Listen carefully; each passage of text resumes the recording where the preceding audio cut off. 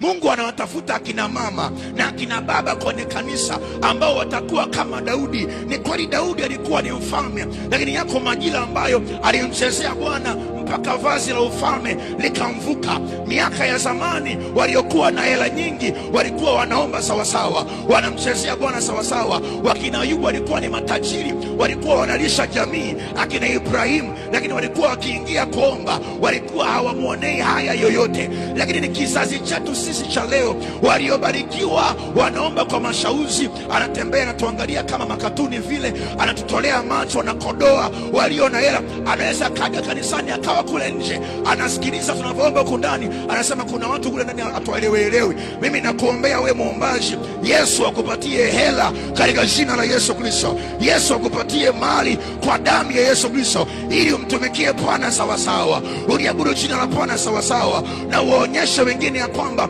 unaweza ukawa na hela, unaweza ukapendeza na bado ukasema Yesu ni Bwana, ukasema Yesu anatosha, ukaambia Yesu ni mfalme wa wafalme, anastahili. Bwana Yesu asifiwe sana. Tupo kwenye kizazi cha ovyo. Mwambie jirani yako kizazi cha ovyo, cha ovyo kabisa.